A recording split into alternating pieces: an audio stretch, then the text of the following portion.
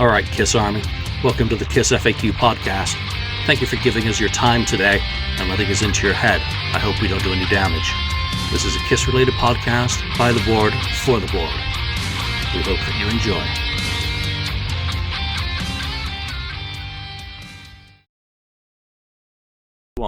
Welcome to episode 278 of the KissFAQ Podcast. Half the crew's gone AWOL. So I'm left with Andrew. Hey. Can you believe there's been 278 of these? Yes. I think I remember when it was like me, you, and Lonnie, and I think maybe Ken or Daniel. We were doing like episode 6 or something, like years and years ago. And now there's 278, and we haven't really had any duplicate subjects yet. I can't believe that. I can't believe it. Well, we're still talking about Kiss. Well, yeah, we're talking about Kiss and Wasp and other bands now that have toured with Kiss to kind of broaden things out a bit. But you know, I'm sure there's a listener out there that can come up with something that we have repeated, because no doubt. But then again, as Kiss fans, it doesn't really matter. We can repeat ourselves because our opinions change on a daily or momentary basis in many cases. So that's the fun thing about it. You know, depending on what you're reading, what your mood is, you can always talk Kiss. And what I like that episode I did with Andy for the update on, you know, like his wedding and the Kiss cruise, is that we ended up on Wasp, and I just let the recording go because it's nice to talk about other things than just the same old. It's always good to talk about new stuff, which is why you're here.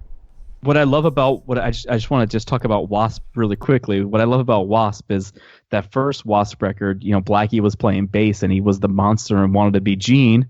And then, you know, the Electric Circus record, Blackie's playing rhythm guitar and jumping around and wanting to be Paul Stanley. So I always drew that parallel between Wasp and Kiss. So I thought that was kind of funny. But I'm a huge Wasp fan. The original, those first couple records, I really enjoyed.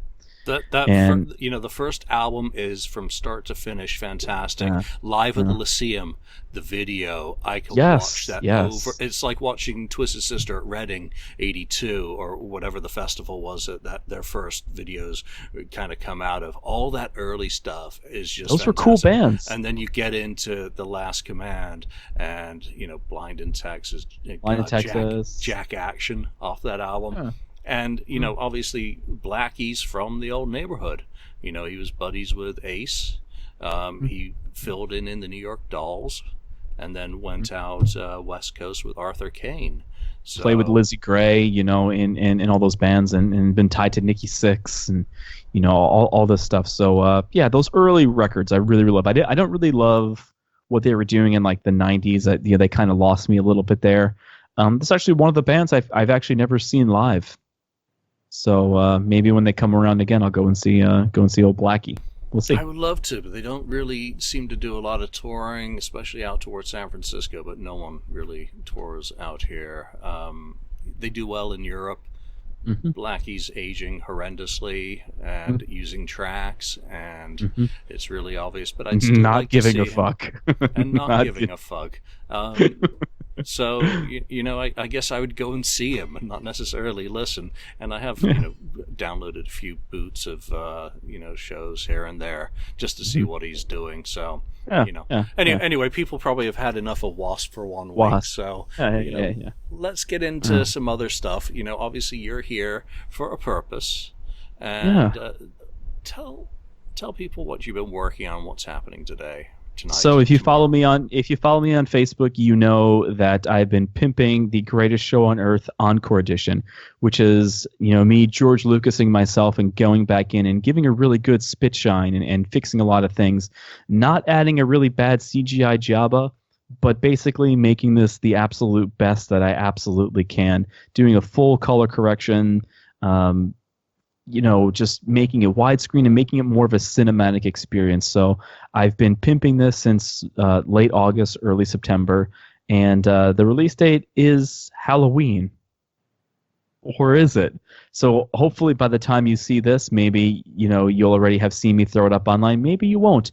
But make sure you follow facebook.com/greatest show on earth kiss, no spaces, no capitals, to get all the up-to-date information, to get all the cool pictures I'm going to share, the cool trailers, and everything that has to do with the movie. And, we're going to talk about it today, and we're going to talk about why it's cool, why Julian doesn't like it, why I don't like it. We're just going to we're going to break it down and really just focus on that this is something for the fans, by the fans. This is something that was done out of an extreme love for this band KISS, and an extreme love for making movies and video editing. This was a passion project. This was something I dreamed of for years, and something that I was really, really happy to do, and was blown away by the initial reception of it. So it made all the sense in the world to me to go back and make sure it was as good as it possibly could be for everybody to enjoy, and to enjoy it for free. Yeah, I think that's one of the key points about it is you enjoyed it so much the first time round, you had to do it over again. And that's one of the key things that people are going to ask, why is there an encore edition? What is kind of the driving factor that made you go and do it? And I must say, you mentioned George Lucas there, and you did pull a few of his tricks out of the old hat there. Well, here's what I did. I flew out to LA, and I'm in Cleveland, so it was like a 4-hour flight, and I loaded my phone with a bunch of movies, and for some reason, I think I did something wrong, and like whatever I wanted to watch wasn't on there. So I'm like, man, what am I going to do on this flight? So I had The Greatest Show on Earth on my phone, so I was like, I'll watch this. And as I'm watching it, I'm like, man, this sucks. I don't even like this. And I was just like critiquing. I'm like, man, that part is awful, and the colors are off here, and this is bad here, and why did I leave it in widescreen? This is just not good. I mean, I've talked this up for months, and I've talked it up on every podcast you can imagine, including my own back then. So I was talking it up. It's this great thing, and then I'm watching it, and I'm like, man, this isn't even that good. So I knew right then and there that I wanted to go back in. I wanted to. The first thing I wanted to do is I wanted to make it and put it in widescreen to kind of give it more of a cinematic and a movie-like experience. It's still in standard definition because I'm going off of old VHS tapes and old, things that were captured on videotape. So there's going to be no advantage of putting it in high definition because you'd just be making the smaller pixels even bigger, and it would look really bad. So I went back in. I made it widescreen. After I did that, I kind of was like, well. I learned a lot when doing it, so I wanted to kind of go back and kind of comb over it again to kind of make sure I got all the really great shots, and I wanted to make sure I got all the really great things. So some of the shots are a little bit different. Some of the things are synced a little bit differently, a little bit better than they were. And then I kind of looked at the film, and I was like, well, I know I used these 2 concerts from Largo, Maryland, from Houston, and they look different, but what can I do to make them look really, really similar? So I went over and did a full color correction. So if you watch the original Greatest Show on Earth and then you watch the Encore edition, it looks like a totally different movie because I didn't even realize how green the initial one was and how just bad it was looking. So I went back in and I recolor corrected everything and made everything match. And then I wanted to be like, well, you know what? I want to add some more songs. So I went back in, I added Making Love and I Want You. And after watching Kiss at Midnight, which just passed 70,000 views, if you can believe that, so thank you for anyone that streamed that and watched that. That's absolutely amazing. 70,000 views. What was cool about Kiss at Midnight is because I used that one radio program of Alison Steele's, it kind of gave a cohesiveness to the whole story that really wasn't there in the initial Greatest Show on Earth because I used about 10 or 15 different interviews to kind of tell the Kiss story. So I looked back at the archives and I go, what's the longest interview and what's the most in-depth interview that I can use to tell this KISS story over the course of the film? So I settled on the Tomorrow Show interview, and I know it's from 1979, but that kind of let me stretch out a little bit. The concert and everything is still set in 1977 and 1978, but this interview kind of weaves this story, and it has KISS tell their story, and it kind of brings everything together. So the documentary clips are completely redone. You still get to see some of the cool stuff that I had in there, the Midnight Special footage, some of the in-concert footage, but it's hosted by Tom Snyder, and you have KISS telling their story in the most cohesive way that you possibly can have it told at that time for that time. So initially this would have come out in 1978, but now it would have come out in 1979. So you get this new experience and this new story told by KISS themselves. So I've watched it a bunch of times. Julian, you've seen it. When you watch this, you're like, yeah, man, that's my KISS. That's That's when I want to show someone Kiss, this is what I want to show them. So going back in and just from the ground up rebuilding this was freaking awesome. I had so much fun doing it, and I can't wait for you guys to see it. Yeah, and I think it makes sense that the Tom Snyder interview is, of course, from Halloween as well. So yeah. That ties in quite nicely. Yeah, I was going to release it on the anniversary of Kiss Alive 2, which we because there Which really wasn't a. Which date were you going to choose for that? Listen, there wasn't a billboard back then. There wasn't a sound scan back then. So Kiss Alive 2 came out in October of 1977. Some people say October 14th, October 24th. Who really cares at this point? It's superfluous. It really is. So I settled on Halloween because Halloween and Kiss, what could be better? So it'll be streaming everywhere on Halloween. And what I mean by streaming, just because of the way that YouTube is, I wasn't really able to kind of go in and put it on YouTube because I did use Kiss Alive 2, so the YouTube bots would have taken me down. So it is on another streaming service called Vimeo, which I pay monthly to be a part of. And hopefully it'll be up there for a really, really long time. But it's basically just like YouTube. You can go on there and stream it at any time. So this isn't going to be just a one-shot thing like we did for the Hot in the Shade show on Facebook. This is going to be something you can watch in the comfort of your home at any time. So stream it as much as you can, as often as you can. You won't be able to download it, so you just be able to stream it from Vimeo.com, which if you follow Greatest Show on Earth, Facebook.com/Greatest Show on Earth Kiss, there's going to be a link right there. Click on that link, and it'll look just like YouTube. It's just not YouTube. It's just a different streaming service. Yeah, what was it that led you to just use Vimeo instead of any of the other platforms? Was that like a particular decision? Apart from, I think the videos look better on Vimeo. The videos look better on Vimeo because Vimeo is something that's used in the professional sector where a lot of people share a lot of their items on Vimeo. Like a lot of professional production studios use Vimeo to share all their production clips. So it just made all the sense in the world to me to use Vimeo and to upload my footage there. So Vimeo is awesome. Vimeo's been great to me. I'll definitely use Vimeo, in the future for any projects. So, what do you think are people going to enjoy most about this Encore edition? And I like your poster in the background, by the way. Well, it's funny that you mention that because before I get into why people are going to enjoy this Encore edition, I did print up a bunch of these, which, man, they look like they were ripped right out of Cream magazine in the 70s. So what's cool about this Encore edition is I do have 2 screenings set up. So you can come and see this on the big screen and enjoy it with a bunch of other Kiss fans. The screenings are November 2nd in Long Island, New York, and November 7th right here in Cleveland, Ohio. Both screenings you can attend. The screening here in Cleveland is benefiting local families and local schools in need, so admission is 100% free as long as you bring an unopened school supply or a non-perishable food item so that we could donate that to all these families that are in need around this holiday season.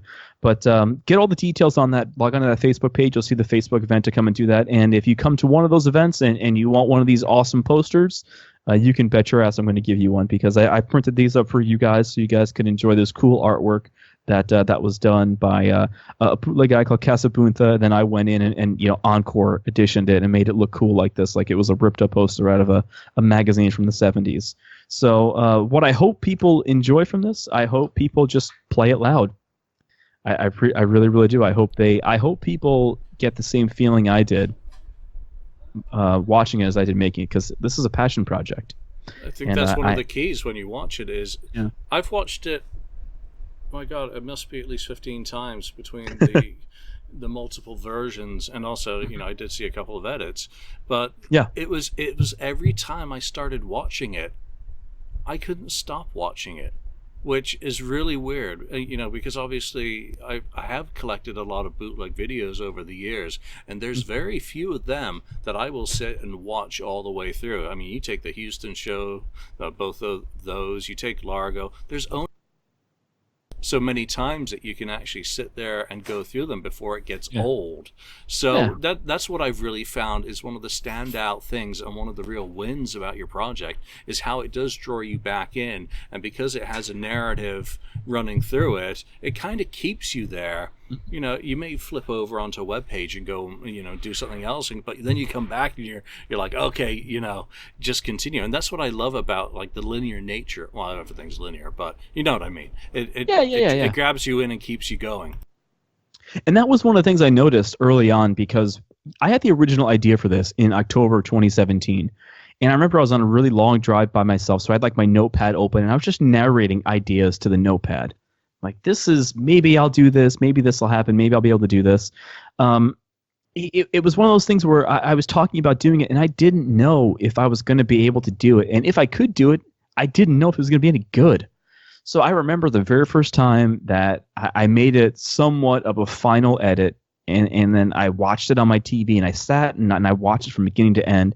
And I looked at my roommate, and I was like, holy shit, I did it.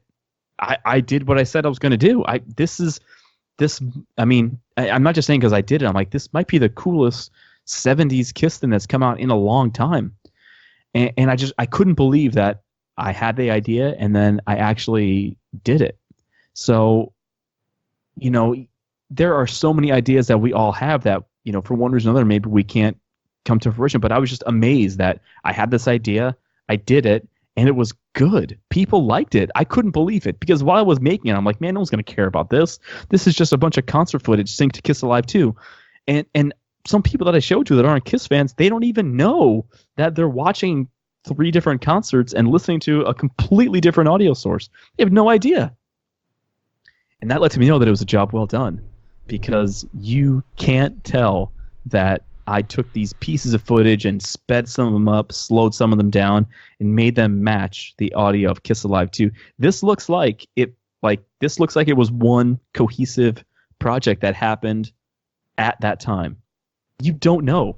And when people say that it draws them in, or that they didn't notice or they enjoy it, I mean, that's you know, for me, it means everything. So, you know, I can't wait for fans to see it now, and I can't wait for fans to show it to their kids or their neighbors or people that are just discovering Kiss. And hopefully this lives on a hell of a lot longer than me. Let's hope. You know? Well, it should. I mean, again, it is art, and you know, when I say it draws you in and keeps you watching, it's kind of funny that we've seen the footage before. Yeah, I've seen hundreds of times before, and you know. It really is a matter that you've taken something that already exists, that people maybe don't value anymore, and reinvested, you know, reinvigorated it with new value because of, I guess, the passion and energy that you put into it comes across. Yeah. And again, I just want to tell, if people haven't seen, because there are still some fans that haven't seen or don't know what it is. I did sync, you know, concerts to Kiss Alive 2, and then I used all available TV footage that was either available in the bootleg circuits or on the official Kissology releases to tell the Kiss story. So there is no new footage here. So I don't want anybody watching this, thinking, oh my God, I'm going to see some unreleased footage. You're not. That wasn't the point of this. The point of this was to tell a story of Kiss in the 70s. What would it have been like if Kiss released an in-concert movie in the 70s? So I didn't really use any monitor, you know, editing tricks. I didn't, you know, use a bunch of J.J. Abrams lens flares or a bunch of 3D animation. I did none of that crap. I just took it back to exactly what it was, and I grained everything up, and I made it look like something that could have come out in the 70s. And that's what I wanted it to do. I wanted this to be, you know, Led Zeppelin had Song Remains the Same. Kiss has the greatest show on earth.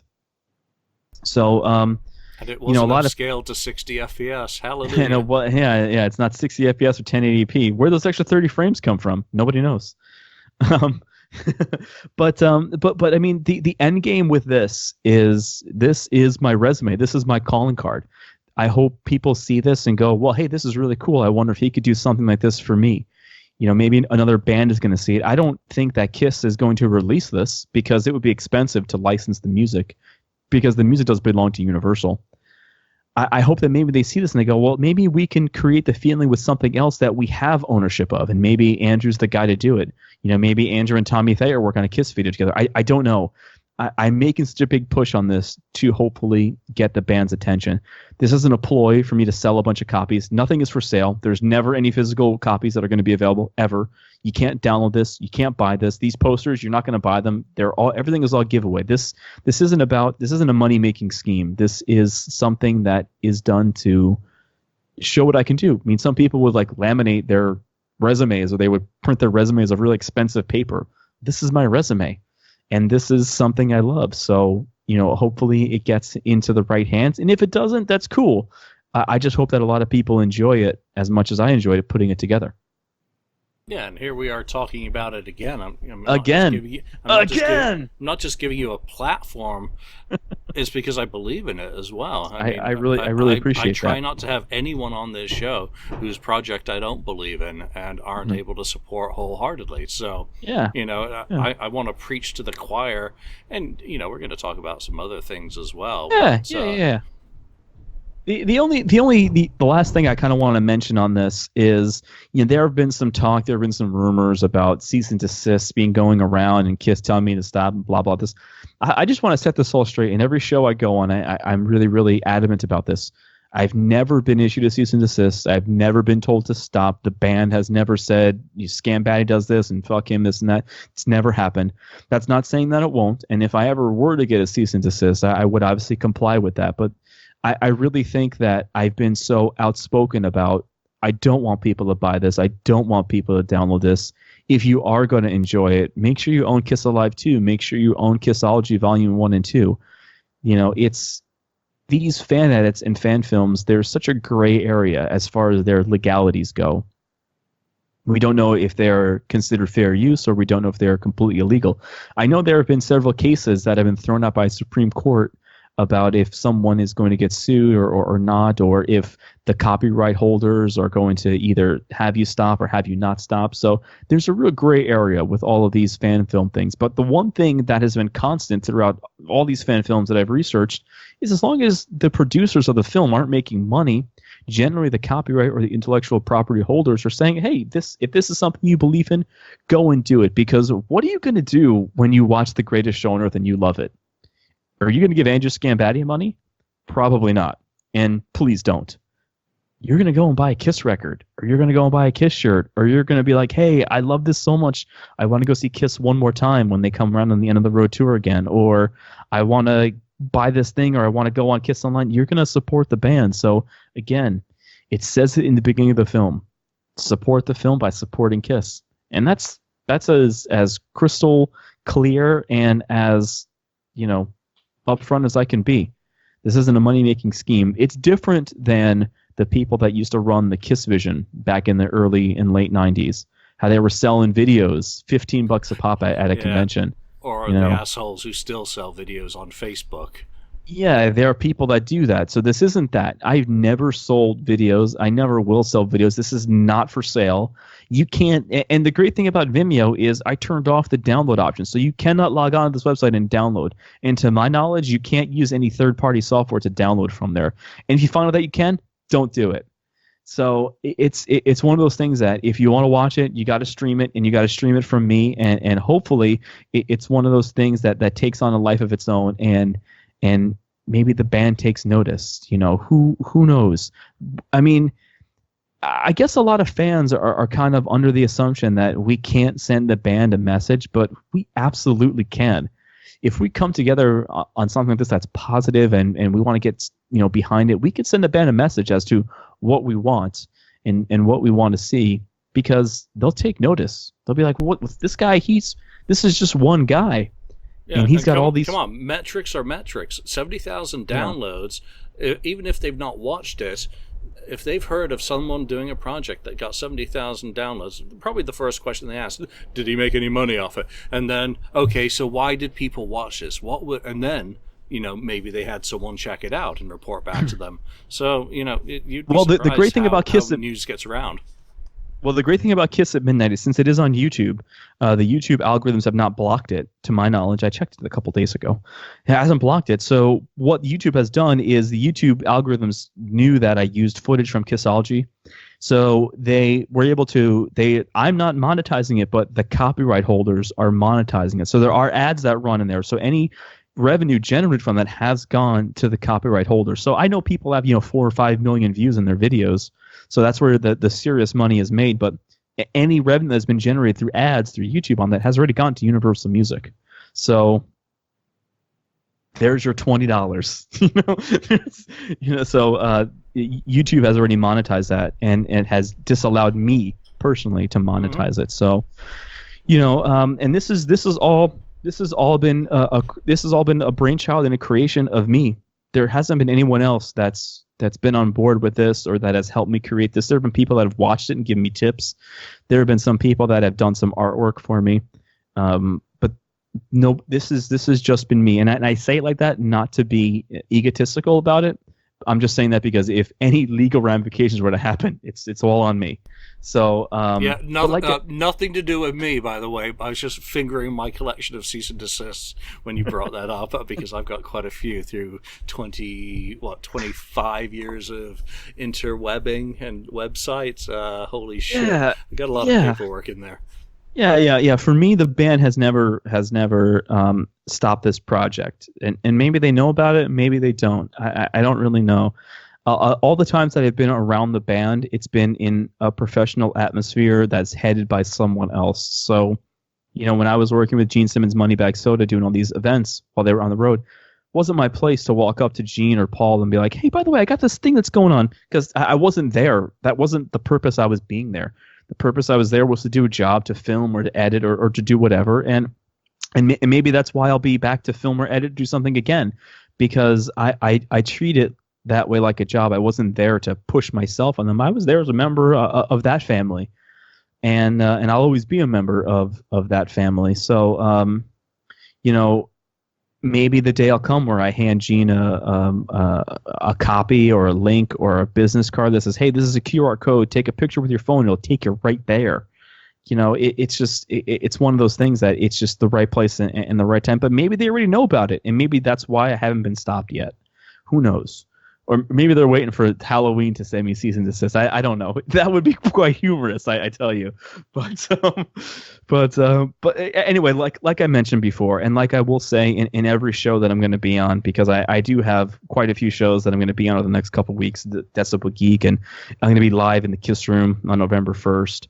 I'll say it then, I'll say it now, and I'll say it however many times. This isn't a money-making scheme, and if you really believe in this film and you really want to support the film, support the band, send Kiss Online a message, buy a new Alive 2 shirt from kissonline.com, buy the new 180-gram double LP that was just reissued by Universal in 2014, or go and buy concert tickets or go and buy some posters. Support the film by supporting the band. And that's all I can say about that. Righteous. Yeah. So I have a really bad habit of not being able to wait till the release date. So it's possible by the time you see this, it's possible that you might be able to see The Greatest Show on Earth streaming. I can't confirm nor deny, but again, watch facebook.com/Greatest Show on Earth Kiss.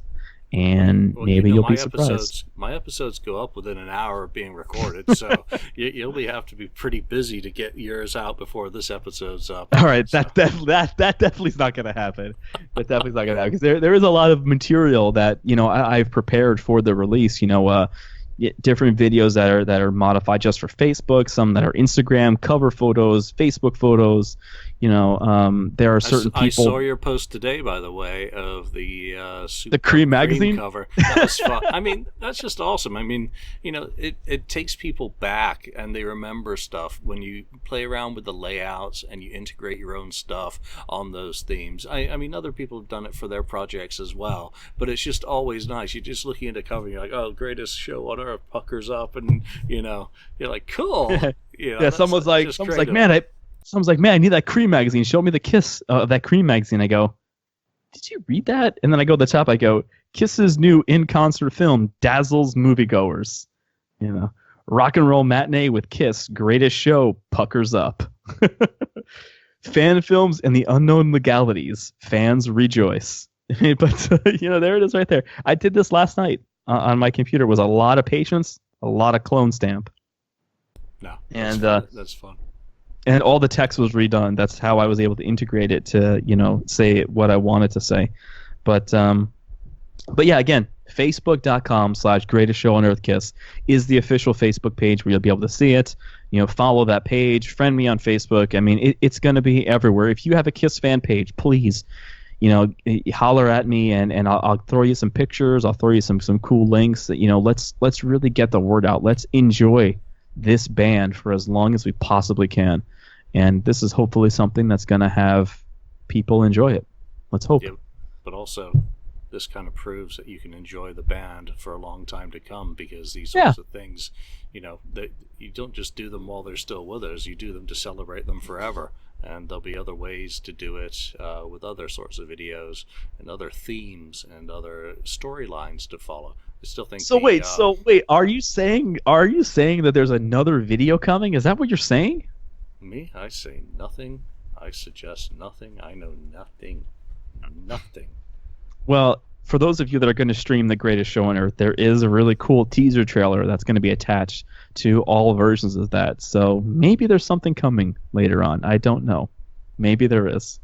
Just be on the lookout. February 2020. February 2020. Or maybe we'll have to do another streaming of Fort Wayne, huh? That actually. Oh yeah, that's right. That's right. I haven't been able to kind of get online and talk about that or be with the people that have done that. But that was a great response, and huge thanks to you for giving me the opportunity to have access to that footage, and huge thanks to the people that watched it and enjoyed it. It was one of those things that there weren't any assholes. It was just people going, "Hey, this was cool. Do you remember I saw them here? I saw them here, and oh my God, they're doing Tears Are Falling, or look at this here. This is so cool." It was one of those things where everyone was kind of just thumbs up and everyone else and just enjoying it. So it was really, really cool. I really, really enjoyed doing that. I definitely want to do one of those again for sure. Yeah, I got off watching people make exactly those sorts of comments. Yeah. God, it's like fucking. It's like a bus. Skateboarder. I need to put some more little rocks down to. so they fall. Yeah, no, but getting back to the Fort Wayne thing, I mean, that was just a real fun way to show people video. I mean, obviously when you do have footage that you really can't use, it's nice to take several different videos that you really can't use individually. Yeah. And if you've got enough angles to actually make something, again, it's you did all the editing. And you created a really good story, something that was very entertaining. And people, were watching it, and they kept tagging Bruce, which I thought was really cool. I wonder if Bruce actually saw it. I don't know. I never asked him, after that. So why don't we get into some topics from the board and talk about some other stuff, because people are probably wondering, how long are you going to let Andrew just talk about himself? Well, now I'm going to let Andrew talk about the board. So there was and I got to put my glasses on because I'm old, guys. Like I can't see without the glasses now. So there was a topic that the poster is Diablo Arcade, if I'm saying that right. Psycho Circus era nostalgia brings back superhero Kiss. And what kind of stood out to me about this post is this poster made parallels between the Psycho Circus era and the Super Kiss era from 1979. I mean, just think about that for a minute. During the Psycho Circus era, there were a lot of parallels. I mean, Kiss had a video game, The Nightmare Child, which kind of mirrored the pinball machine in the 70s. There were new comics where Kiss had just done comics with Marvel in the 70s. There were, new lines of action figures that were based on the comics that kind of echoed the Mego dolls of yesteryear. There was all this visual media, the VHS and the CD single, which were kind of like, oh, well, the visual media back then was maybe the Viewmasters that you can get. There was a long form video that was out, which is kind of like the Dynasty promo that was being sent out to all those TV stations.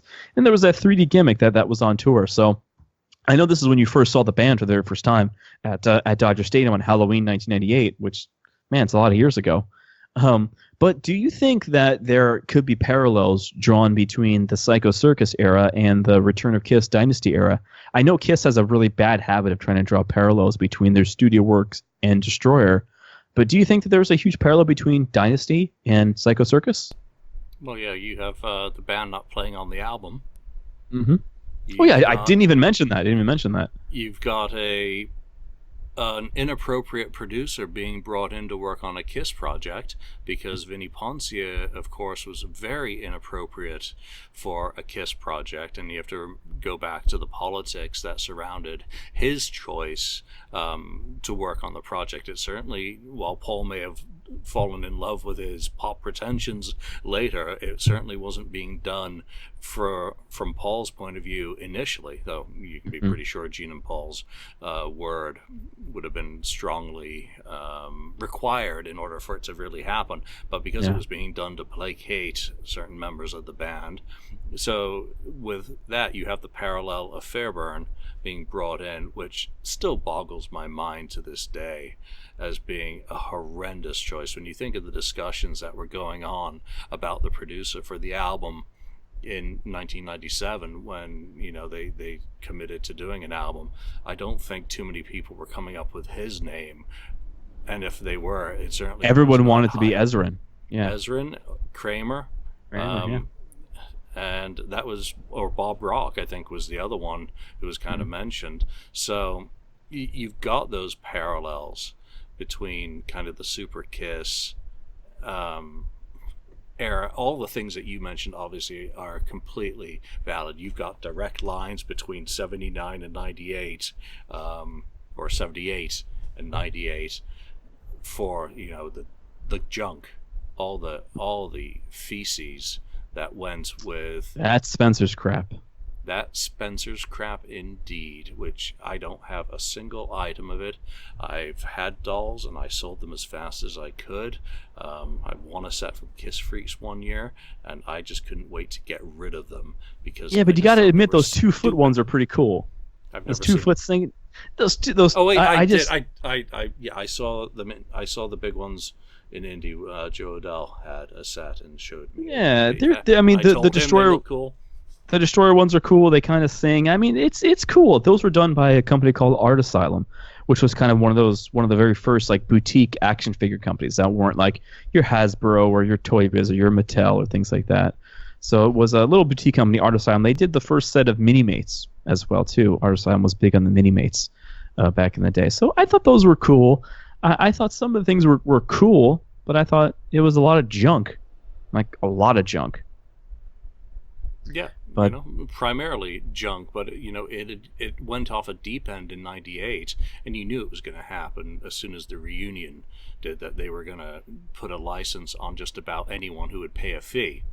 So you ended up with things that, to me, were just absolutely idiotic. I mean, Johnny Lightning die-cast cars, those things were just idiotic. Garbage. Can't give them away now.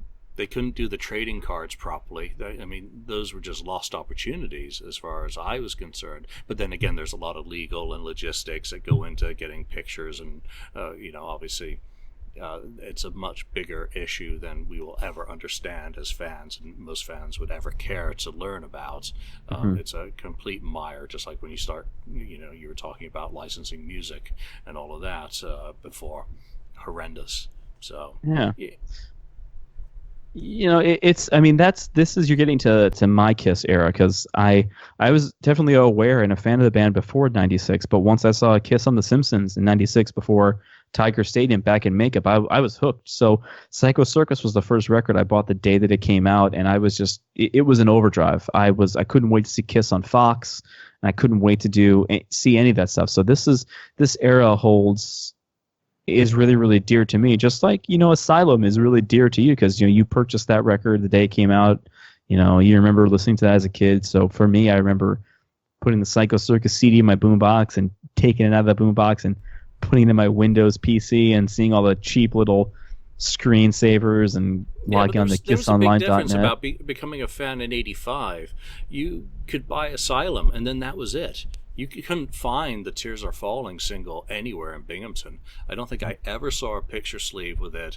I don't remember ever seeing anything other than A World Without Heroes at a second-hand record shop in terms of single. It wasn't like you were going out and then buying all of these magazines with Kiss on the cover. I was just buying Circus magazines because they had Def Leppard, Van Halen, Wasp, Motley Crue, and occasionally, there's B. Arthur. I mean, Gene Simmons, in the Asylum era outfits, so you would get some pictures here and there. So you weren't collecting anything like when the floodgates opened again in 1998. I was going down to a local comic store here on Geary in San Francisco and asking if they had the Psycho Circus comic, and they're like, there they are right there. And I started buying them because it was 3 blocks from my apartment. That was as far as I went in 98 into the merchandising. Then I got up to, I think, 23, and I sold them.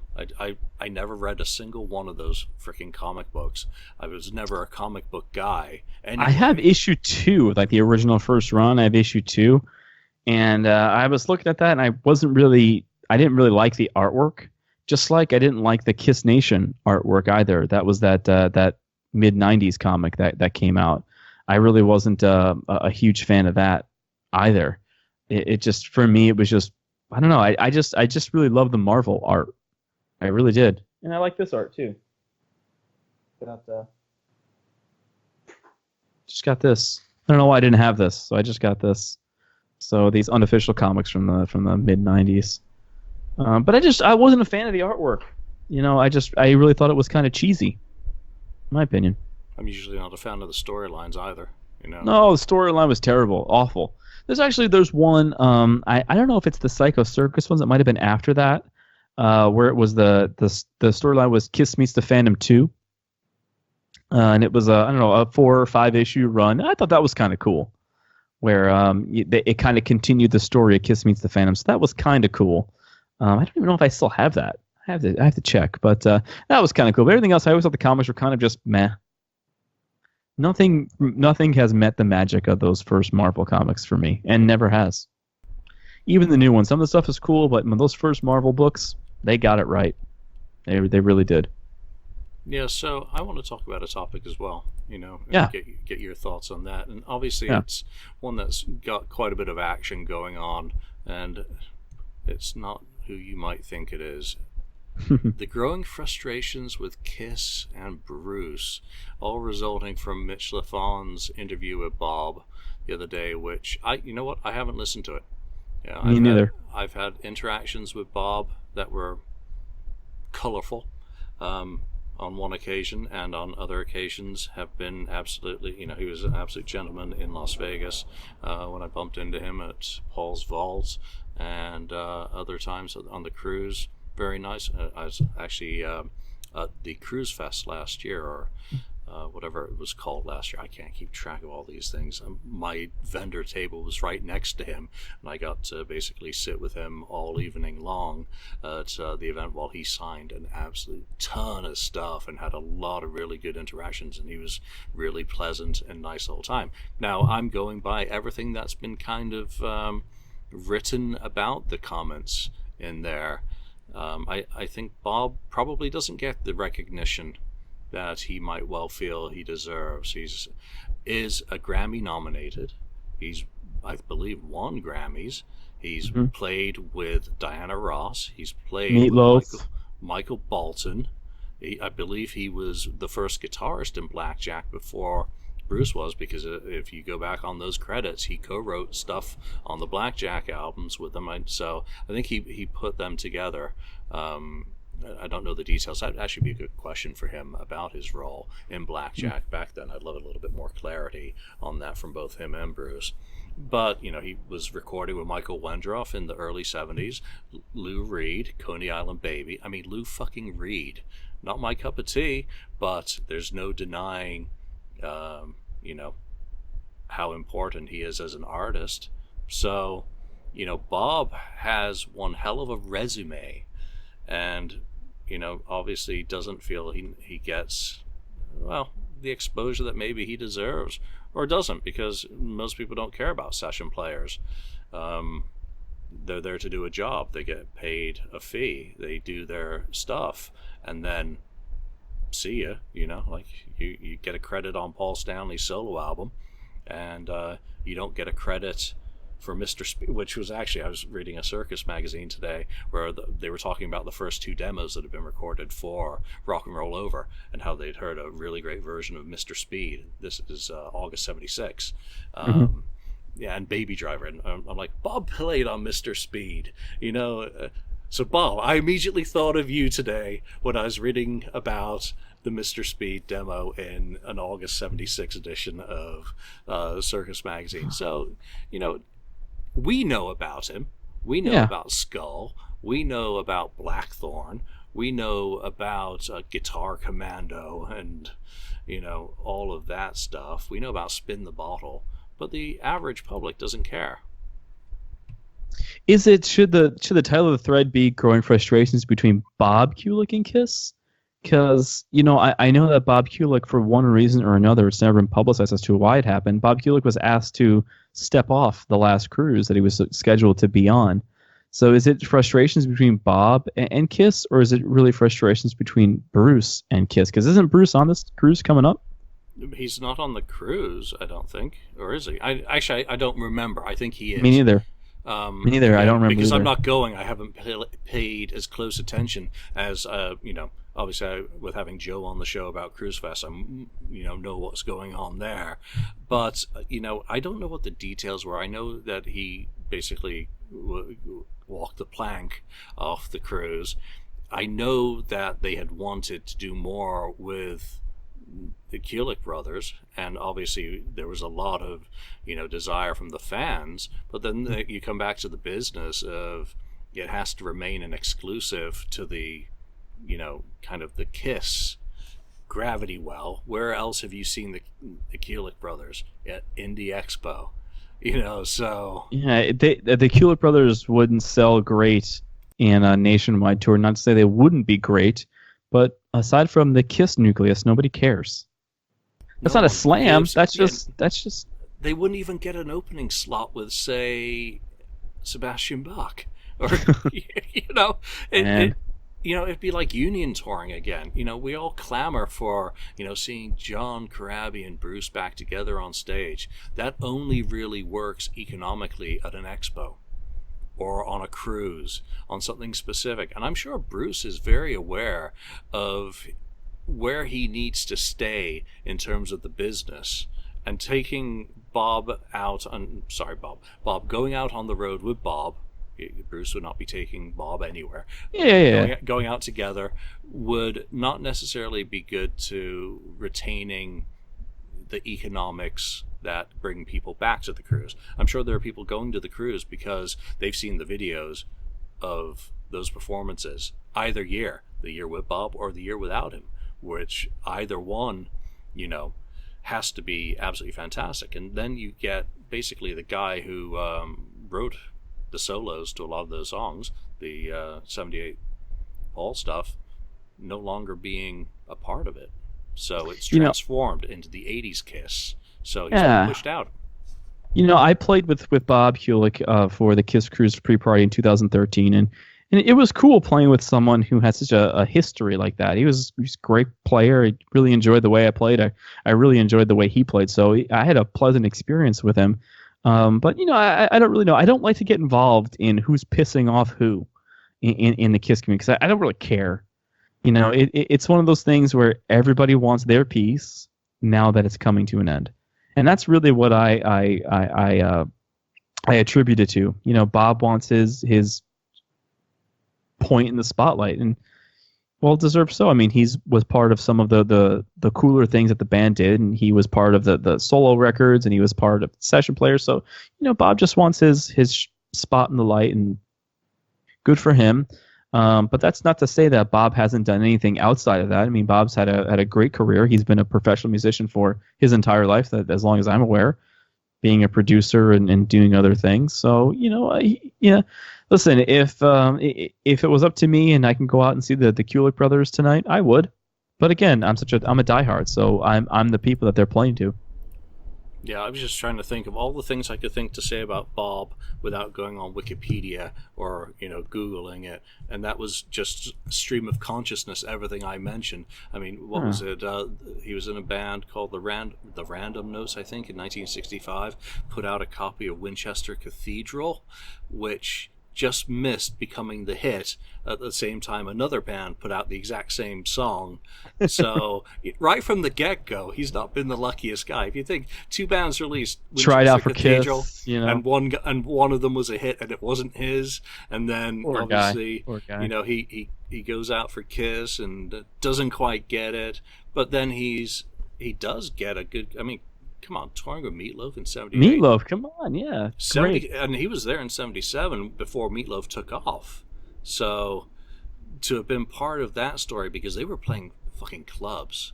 They had, I think they had Treasure open up, Vinnie Vincent's band, open for Meatloaf in '77. And again, that's I could be totally wrong, but I'm pretty sure that did happen. So just think about that. You know, having Felix Cavaliere, Young Rascals, with some no one called Vinny open for you, and then you go on to tour the world.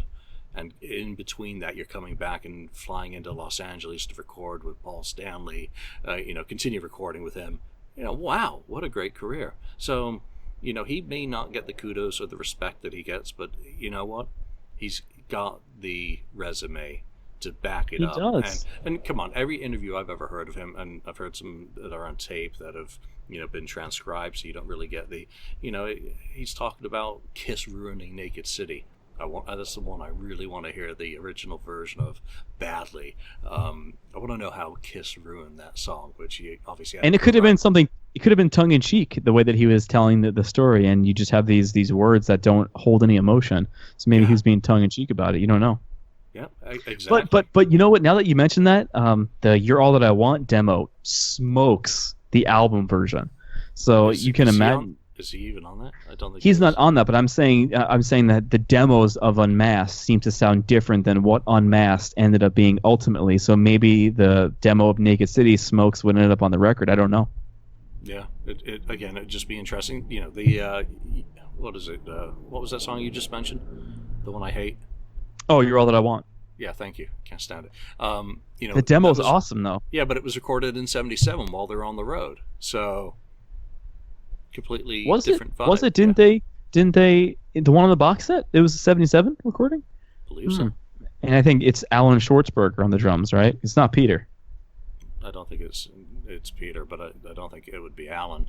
Alan lived close, probably, to Electric Lady. Probably. I have to look. I have to look on some of my notes, but I didn't know that was. I thought that was 79-80 when that was. It could have been even Anton on it, but I know for sure it wasn't Peter. 100%, not Peter. Yeah, never been a big fan of that. Let's see, what are the topics that we have here? Because I'd like to just do a couple more. We're not going to talk about him. Not going to talk about him either. Things to love about Dynasty. Well, we were kind of talking about that return of Kiss era. Rammstein are the big boys. Well, yeah. Fuck. Have you seen the Rammstein show? I've watched a video of the show on They're YouTube. Playing stadiums.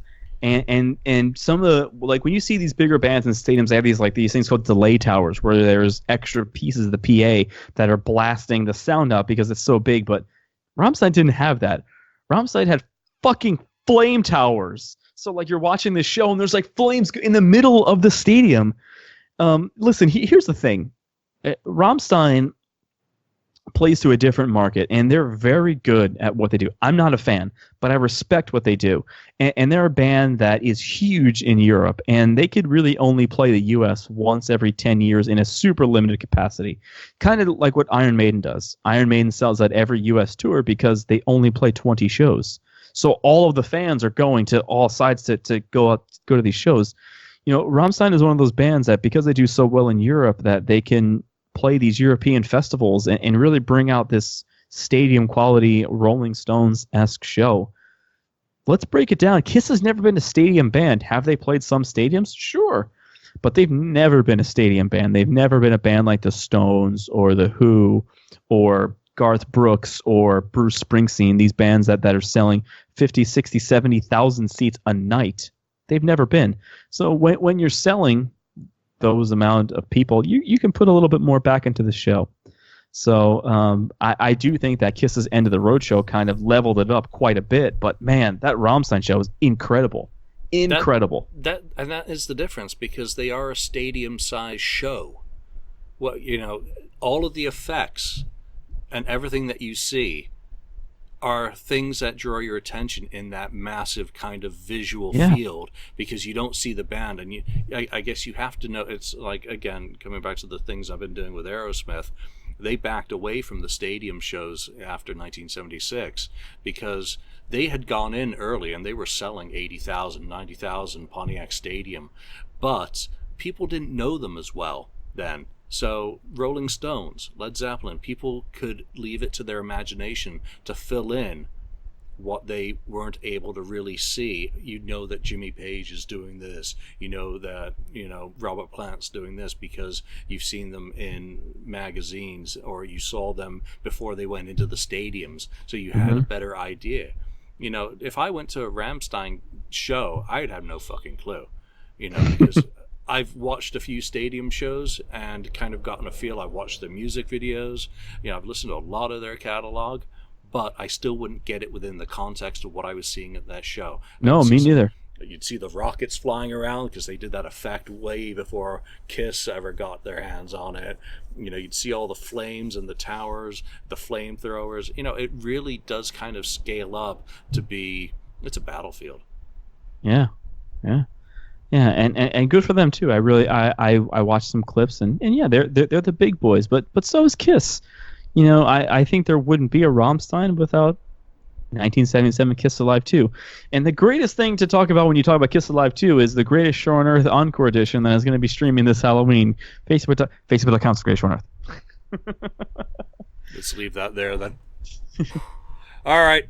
Make sure you do go to Facebook, Greatest Show on Earth. Yeah, Facebook.com/Greatest Show on Earth Kiss to see when you can see the Greatest Show on Earth Encore Edition. But come on to the Kiss FAQ. Let's all talk Kiss and let's just enjoy this for all that it is, because it's going to be gone soon. Yeah, and actually that was just on the final note, and that was end of the road touring data. There's some new numbers out there. They're up to 81 million gross off 66 of 103 shows reported. So that just overall, that's your numbers. They played to over 800,000 fans so far. Impressive. And there's still stuff to go. I don't care what anyone says about numbers. Numbers are irrelevant because every time I've gone to the show, I have enjoyed it and looked forward to seeing it again. Me too. Oddly, just like your film. Me too. I've seen it 6 times, and I'll go again when they're back. Yep. All right, that's it for now. So from Andrew, Lonnie, Ken, and myself, thanks for joining us. Thank you so much. Thanks for having me back. Appreciate it. Hey, anytime. So that's it for now. We'll see you next time. Thank you for spending time listening to the Kiss FAQ podcast today. All sales are final. There are no refunds. If you'd like, look us up on Facebook or come over to the Kiss FAQ message board and discuss the topic we've broadcast today. Don't forget to rate us on iTunes, Spreaker, or wherever you've listened to the show. We hope you'll join us again.